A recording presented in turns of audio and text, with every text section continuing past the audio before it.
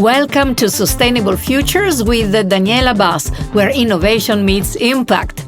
Join me every first and the third Saturday at 10 a.m. Central European Time for engaging conversations with visionaries reshaping industries like fashion, tech, tourism, sports, and more through social fairness and sustainability. As a global leader and change maker, I share fresh insights and actionable ideas to inspire meaningful change and drive results. Tune in, subscribe, and help shape a brighter, sustainable future. Good morning, good afternoon, good evening, in whichever part of the world you are. What if inclusion were not a value system, but a leadership responsibility? And what if women leaders were the ones redefining how responsibility is exercised? Now, in this episode of Conversations on Sustainable Futures, I speak with Michal Rimon, a lawyer and CEO whose leadership journey shows how law, governance, and inclusion intersect. And this is a conversation about female leadership. Not as a style, but as accountability in action. So we're talking about loss of action today. Hello, Michal. Welcome. Hello. So happy I'm finally with you. Yes, we've spent quite a bit of time in the past years, whenever there were conferences, getting to know each other, not just as women in leadership positions, but as women who really believe in humanity and in the well-being of societies. Before we go into serious leadership territory, Michal, I would like to ask you the jolly question. Yes, please. What's a small everyday habit of yours that people would never guess from your professional role? I can give two things. One, I start my day and end my day by playing games on my smartphone. It helps me organize my thoughts. By concentrating on something that is not so complex and so difficult, it gives me an ability to calm everything down, breathe, and refocus myself. So that's one thing. Another thing is, when I'm concentrated in meetings, people make fun of me that I braid my hair. So this is like something that I do when I want to stay focused. And it has become like my people know that when I'm doing this, it means Michal is really focusing on whatever is on the table. Dear listeners and viewers, Michal Rimon is an Israeli lawyer and CEO of Access Israel, one of the country's leading organizations dedicated to accessibility and inclusion. She works at the intersection of law, leadership, and governance, therefore turning rights into operational systems.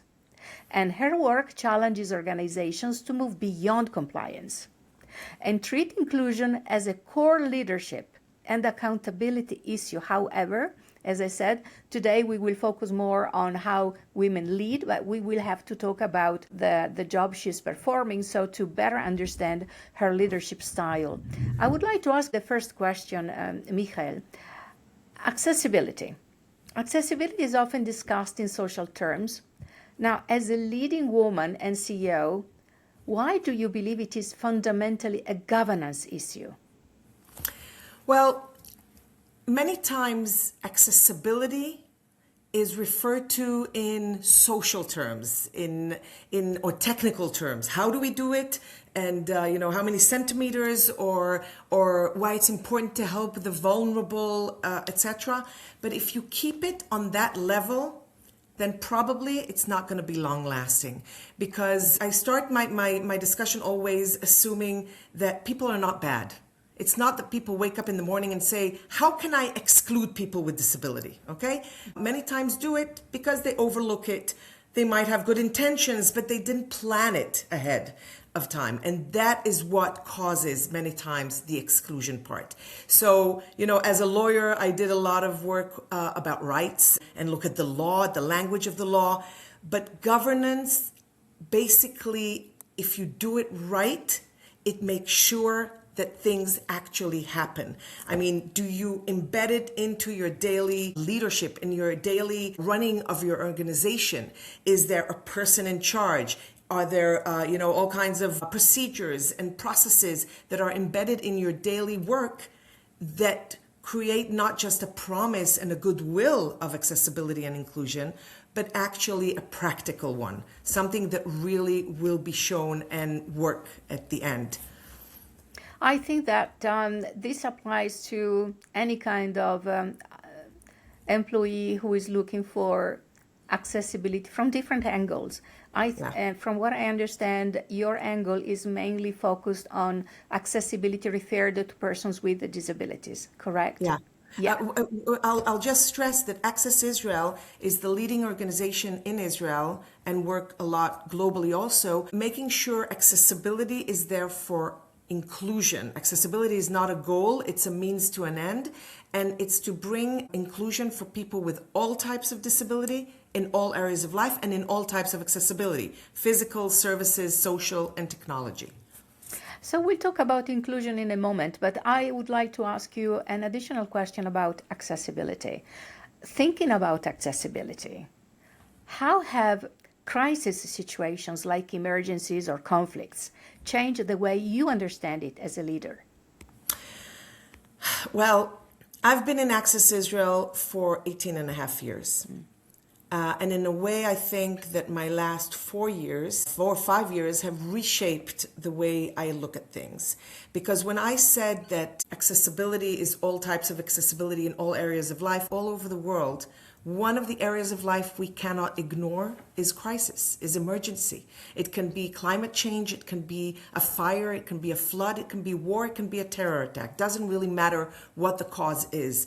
But the bottom line is, when you react to an emergency or you prepare to the emergency and you do not bring into account accessibility in those states, you basically take the most vulnerable part of society that become even more vulnerable in emergency, and you definitely diminish their chances to be saved. So inclusion when everything is fine is good. Let's have inclusive employment and let's have inclusion in the public space. That's great. But what happens when an emergency happens, when a flood happens, when a siren goes off? Are you now at that inclusion stage say, okay, I'm going to save myself, you just sit back, put, the police will come soon, and you run away and you leave those people behind, your co-workers with disabilities, your customers with disabilities? I would not leave my house if that would be the case. Accessibility in crisis has taught me that in order to really promote inclusion, in order to really understand accessibility, it has to be when times are good, but also, and even more, when times are bad. Only then true inclusion will be met. If a place is accessible, if transportation is accessible in times of emergency or crisis, this benefits also children, women who are pregnant, older persons, or whoever has maybe a temporary disability, say a broken leg, for instance. Yeah, absolutely. And Daniela, I will just add, if anybody wants to learn more about that, this is a global call. Go into Purple Vest Mission by Access Israel. It is our responsibility as a society to join hands and make sure that is done. Correct. United, we can win. Now, you are a CEO and you mentioned inclusion quite a few times. If you had to explain inclusion as governance to another CEO in 1 minute, how would you do it? Well, first of all, I'd make sure they understand accessibility is not a charity. You're not doing anybody any favors. From the beginning of Access Israel, there were people with disabilities doing protests and yelling and shouting. And Access Israel came in a different vibe. We came to the businesses, to the municipalities, to the governments, saying, we are here to help you, not the contrary. 20% of the population are people with disabilities. Buying power, part of your residence that you owe your work for. And we need to understand inclusion will expand the market, will strengthen the workforce, will, eventually it will diminish the costs of fixing everything retroactively. So for me, inclusion and accessibility If you do it right from the beginning, if you put it inside your daily leadership, in your daily managing of your organization or your company, in the long run, an accessible business is a more profitable one, and it goes for everyone. As a woman in a leadership position, how would you encourage a CEO, another CEO, that inclusion in governance is not expensive, and what kind of benefits it brings to the company, for instance? First of all, I would let statistics explain. We are talking, as I said, 20% of the population. Each and every one of us knows somebody from their close family, maybe themselves, maybe friends, maybe neighbors. And, I always wish people good health and long life. I promise you, at the age of 99, accessibility is a selfish act to promote, because I want to live better and more independent when I'm 99. So that's point number one. And point number two, it's not enough to want. You have to be responsible. As a CEO of any organization, you have to be responsible to your workers. You have to be responsible to your customers. You have to be responsible to the society you live in. And to be responsible means to be responsible to 100% of them, not just choose the 80% that it's more convenient to assist. And in any case, I would add, as far as governance goes, it's not enough to want. If you don't incorporate it into your daily work, if you don't make sure there's somebody accountable, somebody's there, a process, a procedure that can be checked and can be measured, it won't really happen. Michal, based also on my past experiences in leadership positions, working with multicultural teams, that's also inclusion. And I noticed that if we include other ways of looking at the same object, but each of us brings in it's her or his own experience, we enrich at the end the service and the product we're offering. And actually we can enlarge the market and benefiting the company from different perspectives, which is not just the social dimension of sustainability in this case, but there is also the economic and the environmental. So, we really use all we have at our disposal, including ideas of people coming from different backgrounds. Who ultimately pays the price financially and socially? I just mentioned sustainability a minute ago. When inclusion is postponed or underfunded, in your view, as a CEO?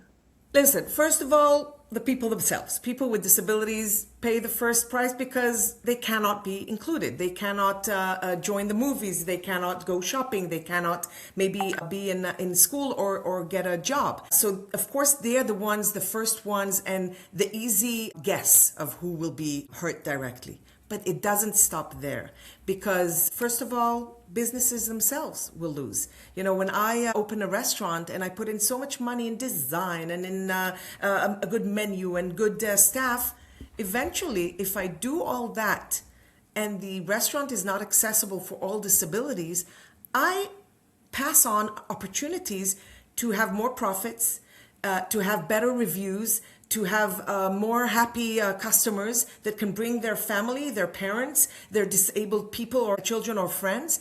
And I miss out on talent that can work at my company or my restaurant. I miss out, as I said, on potential customers, and that means profit that I'm giving up. So organizations themselves, whether again it's a company, a restaurant, an NGO, a government, or a municipality, they will miss in the long run. And the last thing, postponing accessibility doesn't mean that you will not need it.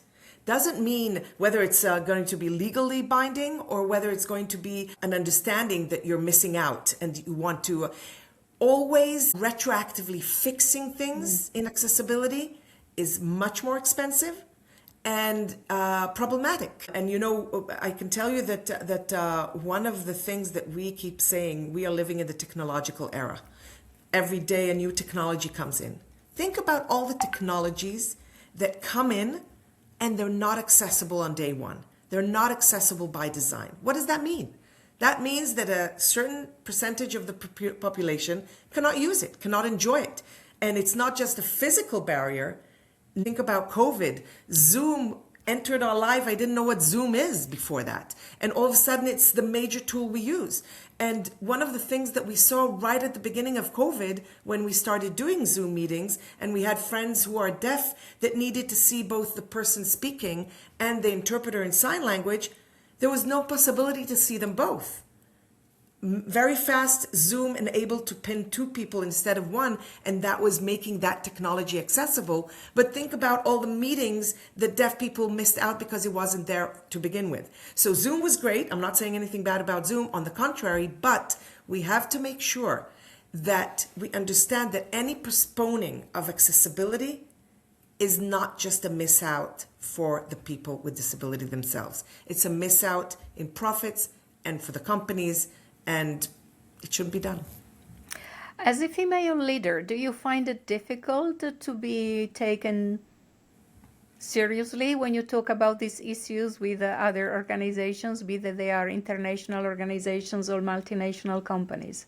About accessibility? About accessibility, inclusion, and the topics you're dealing with since the last 18 years. So I'll tell you, first of all, 18 years is a long time, I must say. And when I'm looking back, I definitely see the change. I think that today in more and more countries, people understand what the word accessibility is. There are countries that they even know what it is and what it means and how much it costs and everything. There are other countries where we come to and they don't really understand the meaning of it. They just know of it. That's one. And number two, I think, and this is an interesting thing, accessibility for who? I can tell you that 18 years ago, people were talking mostly about accessibility for physical accessibility, and mostly for people in wheelchairs, deaf or blind. After the earthquake in Turkey, a colleague that I spoke to, when I was explaining to her about the importance of accessibility in emergency for all disabilities, I mentioned also people with mental disability. And she said, people with mental disability are also part of the accessibility world? And so the answer is yes. It includes so many people. To answer your question, today it's much easier because people know accessibility, know what it means. They do need more information. They do need to understand the practicality of it and the gains that they will receive, because if I'm talking to a business person, he needs to understand the gains. Regarding the woman, well, I look at myself, first of all, as a person and a connector, and somebody who can look in a person's eyes and just be honest, just talk from the heart. And people have been telling me that I have this sparkle in my eye when I talk accessibility, and it hasn't gone away. It's even become stronger after 18 years. I believe in what I do. I see it in front of me. I see it on myself. I had an operation a year and a half ago on my knee. For 6 weeks, I was in a wheelchair. This is my life. If there was no accessibility, I would be stuck at home.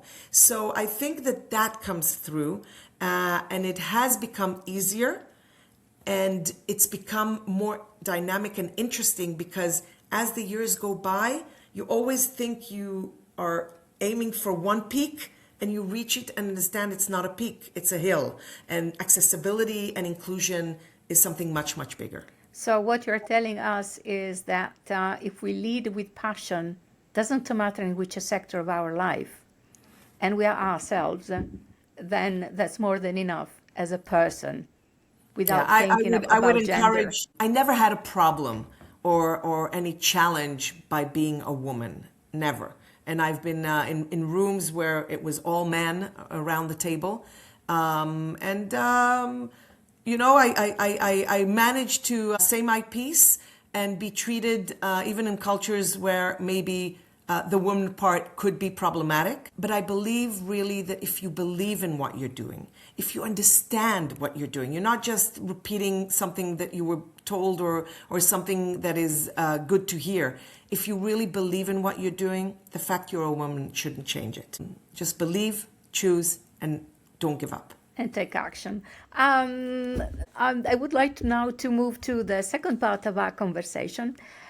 And the very first question is about the past. I always start this question by saying, once upon a time, you chose law as your profession. Was there a moment when you realized that legal frameworks alone were not enough and that leadership was required to make rights effective? Yes. So I was a lawyer. My beginning was in criminal law. Later on, I worked in the UN, in the Israeli mission to the UN as a spokesperson, and did some legal stuff there. So international law, and then I went to M Systems, SanDisk, and worked as a lawyer in the corporate world. And I can tell you that while I think I was an okay lawyer, for me it was missing going to sleep knowing that I, did good. That was a really big thing for me. While I do believe wholeheartedly on the importance of, fighting for rights and promoting rights, especially for those who cannot really do the fighting enough, strong enough for themselves, I didn't want to stop at rights. Didn't want to stop at promoting rights. I wanted to really see that things work, that things are changing, and not because of the law, but in addition to the law and even beyond. I mean, one of the things that I say today, if you come to a company and a company says, oh, don't worry about it, we're accessible, look, the checklist is here, I checked all the boxes, it's fine, it's accessible. That's not accessible. Accessible is when people with disabilities are really included. So I think that was when I understood that law is great, but for me, I needed more. For me, I needed to make sure that I'm doing everything in my power to make sure the letter of the law is not the end of it. But the meaning of the law, the reason why the law says inclusion is important and accessibility is needed, that it is fulfilled to the best possible way, allowing eventually the bottom line, inclusion, not just check the box. Right. Without policy frameworks in place, laws can't be implemented. And that's what you're doing. You have been doing now for quite a few years, talking about policies and internal governance and so on. So presently, what does responsible leadership look like today for you when inclusion, accessibility, and legal obligations intersect inside complex organizations? What kind of responsible leadership are we looking at today? In the last 18 years, Israel has gone through a very big shift. In 1999, when Access Israel was just established, there was a law that said, guess what? People with disabilities have rights and they are equal, and we should make sure we're not enabling them to be included. That's great. How do we do it? There was no laws to do that. Throughout the years, we understood, especially with large, complex organizations, that you cannot take a list of things and just go by and do it. In large organizations, in order to move the ship, not the small boat, you have to do things simultaneously. You have to make sure accessibility is not just one strand moving through the organization, but is done in various departments at the same time. And you cannot overlook, you cannot focus on one part of the organization, but really understand, first of all, what is this organization doing? Who is its customer? And what areas of connection does the company have with that customer? And let's go one by one and make sure that it is done in a way that the customer, all customers, 100%, not just those who can see and walk and hear, can really participate and receive the services from that company. So I think that once we understood that, it's not just check the box, as I said, it's really implemented as part of your governance. Understanding, in Israel, one of the things that we were able to put into the law is today in Israel, it is required by every service provider that provides services to the general public and has more than 25 employees to have an accessibility coordinator. Somebody has the responsibility. Somebody has this on his shoulders saying, I have to make sure this is accessible and that customers and employees can really be incorporated and included. And I think once you have that person, once you have that decision in the organization and you follow through with it, with budgets, with processes, with procedures, that is what really makes the change. Rights is important. Law is important. Go beyond. Make sure the bottom line is really working, that it is accessible and it is working. And now we move to the future then, and let's see what happens if you were 20 years old in 2071. So what kind of governance systems would you hope to live in and or live under? And how would inclusion be embedded by default, not enforced by law? One of the things, when I started working at Access Israel, I remember being amazed by the amazing people that I met. By the way, you are one of them. And really looking at those superstars and hearing the inspiring words and the amazing stories and the successes. In 2071, when I'll be, what did you say, a 20-year-old CEO? 20 years old. Perfect. I would want the fact that a person is disabled not to really matter. I would want, whenever people talk to me about the amazing, inspiring people with disabilities, I will be very happy once people understand that people with disabilities can be annoying, can be obnoxious, can be unprofessional, because they're people. Once we don't look at the incredibleness of those people with disabilities, but we see them as people, that will make the difference. And once they are part of the society, I think the accessibility is something that goes without saying. It's not a question. That's the way we build in 2071. That's the way we provide services in 2071. That's the way, I always say in inclusive education, what is really the means? I don't care if they're good at math. I want to make sure that in the afternoon, I won't say, who am I going to invite for my kid? Oh, I'll take this guy because the other one is disabled. My house will be accessible because that's how houses will be built. And the kid is amazing, so I want him to be with my son. I don't care if he's in a wheelchair. That would be the future I want to live in. And that's what I'm doing everything I can to make the future come now. Michal, one of the things I understood not long ago, actually, is why am I so attracted by certain movies of science fiction? Because spaceships, if you look at the movies, do not have stairs. They have these huge corridors, elevators, teletransporter, who knows what, and no architectural barriers, at least from my perspective. So now I understand why, besides using imagination and being curious about life in the universe, I think I understand now why I love that kind of movies, because I'm free to move in my imagination without any barriers. In any case, let's go now to our conclusive question. 30 minutes, pass by so fast. Yes. From your dual perspective as a lawyer and CEO, what is the biggest leadership risk of ignoring inclusion at governance level? I think that if your organization doesn't make it part of the governance, all the way from the top down to the cleaning lady or a person at the entrance that might pop into a customer or employee with disability, if it doesn't run through your organization in a natural and holistic way, then your organization might be good for the average person, but there's no really average person. You're overlooking, as I said, statistically, the largest minority in the world. And don't forget that they come to your business with family, with friends. So you're losing profit. You're losing in public opinions about your organization.